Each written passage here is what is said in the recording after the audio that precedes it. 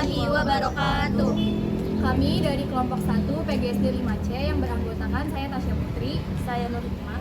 Saya Syifa Nur Febriani. Saya Pak Firmansyah. Jadi pada video kali ini kami akan membahas mengenai pendidikan inklusi dan anak tunanetra. Selamat menyaksikan. Halo semuanya, kami dari kelompok 1 akan memberikan video edukasi nih. Siapa di sini yang sering mendengar kata pendidikan inklusi?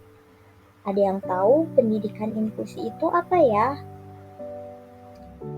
Menurut landasan yuridis dalam Permendiknas nomor 70 tahun 2009 tentang pendidikan, pendidikan inklusif diartikan sebagai sistem penyelenggaraan pendidikan yang memberikan kesempatan kepada semua peserta didik yang memiliki kelainan dan potensi kecerdasan atau bakat istimewa untuk mengikuti pendidikan atau pembelajaran dalam lingkungan pendidikan secara bersama-sama dengan peserta didik pada umumnya. Inklusi adalah sebuah pendekatan untuk membangun lingkungan yang terbuka untuk siapa saja dengan latar belakang dan kondisi yang berbeda-beda, meliputi karakteristik, kondisi fisik, kepribadian, status, suku, budaya, dan lain sebagainya. Pola pikir ini selanjutnya berkembang dengan proses masuknya konsep tersebut dalam kurikulum di satuan pendidikan, sehingga pendidikan inklusif menjadi sebuah sistem layanan pendidikan yang memberikan kesempatan bagi setiap peserta didik untuk mendapatkan pendidikan yang layak. Adapun tujuan pendidikan inklusif adalah memberikan kesempatan yang seluas-luasnya kepada semua peserta didik yang memiliki kelainan fisik, emosional, mental, sosial, atau memiliki potensi kecerdasan dan bakat istimewa untuk memperoleh pendidikan yang bermutu sesuai dengan kebutuhan dan kemampuannya, dan mewujudkan penyelenggaraan pendidikan yang menghargai keanekaragaman dan tidak diskriminatif bagi semua peserta didik. Manfaat pendidikan inklusi. Pendidikan inklusi bermanfaat untuk menumbuhkan sikap toleransi dan saling menghargai perbedaan terhadap sesama, memberi pemahaman bahwa perbedaan itu adalah hal yang wajar, mengurangi sikap diskriminatif terhadap golongan tertentu, melatih individu untuk berpikiran terbuka atau open-minded, mengajarkan untuk menghormati orang lain meskipun mereka memiliki kekurangan atau perbedaan, mendorong terciptanya kedamaian dan ketentraman di masyarakat, meningkatkan kepercayaan diri individu, serta menciptakan persatuan dan kesatuan dengan mendorong untuk saling membaur. Nah, untuk pembahasan berikutnya kita akan membahas mengenai anak tunanetra.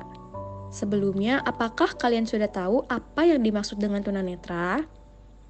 Tunanetra berasal dari dua kata, yaitu tuna yang artinya tidak memiliki dan netra yang artinya penglihatan, sehingga dapat diartikan bahwa tunanetra merupakan salah satu tipe individu yang berkebutuhan khusus yang mengacu pada hilangnya fungsi indera visual seseorang. Untuk melakukan kegiatan kehidupan atau berkomunikasi dengan lingkungannya, mereka menggunakan indera non-visual yang masih berfungsi. Klasifikasi pada anak tunanetra. Jika dilihat pada tingkat gangguan indera penglihatannya, menurut WHO, tunanetra terbagi ke dalam dua kelompok, yaitu buta total, di mana seseorang tidak dapat melihat sama sekali walaupun dengan jarak dekat, dan yang kedua ada kurang penglihatan atau low vision, di mana seseorang masih bisa melihat tetapi hanya dari jarak dekat. Berdasarkan kemampuan pada daya penglihatannya, terdapat berbagai macam tunanetra. Yang pertama ada tunanetra ringan, yang kedua ada tunanetra setengah berat, dan yang ketiga ada tunanetra berat atau totally blind. Penyebab terjadinya tunanetra. Terdapat beberapa faktor yang mengakibatkan terjadinya tunanetra. Yang pertama ada faktor sebelum kelahiran atau prenatal. Faktor ini disebabkan karena adanya hubungan dengan masalah keturunan dan pertumbuhan seorang anak ketika di dalam kandungan ibunya. Yang kedua, ada faktor setelah kelahiran atau postnatal. Penyebab ketunanetraan yang terjadi pada masa postnatal ini dapat terjadi sejak atau setelah bayi itu lahir, yang diakibatkan karena adanya kerusakan pada mata atau saraf, serta mengalami penyakit mata yang menyebabkan ketunanetraan. Kebutuhan belajar anak tunanetra. terdapat beberapa kebutuhan khusus yang dibutuhkan oleh anak tunanetra, seperti kebutuhan fisiologis, kebutuhan personal, dan juga kebutuhan sosial. Nah, terdapat pula nih beberapa metode pembelajaran yang memanfaatkan penggunaan indera yang masih berfungsi. Beberapa metode tersebut seperti menggunakan sentuhan, pendengaran, bau, dan juga rasa. Selain itu, terdapat pula beberapa jenis media yang dapat digunakan oleh anak tunanetra, seperti gambar-gambar berikut ini.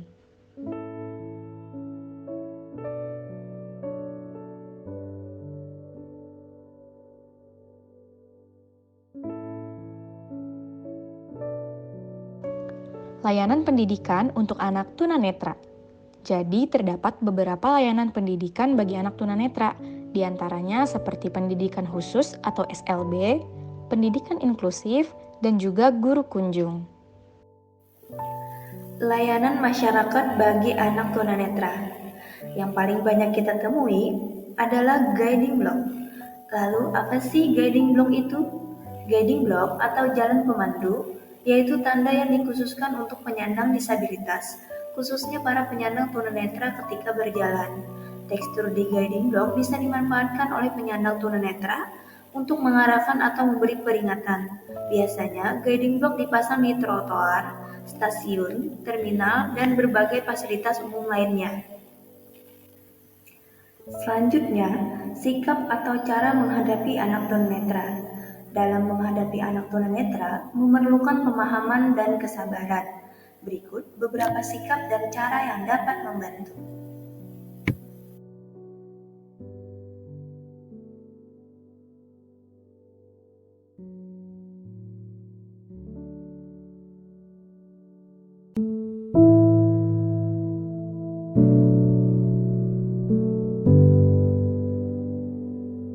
Sekian video edukasi dari kelompok kami, kurang lebihnya mohon maaf. Wassalamualaikum warahmatullahi wabarakatuh.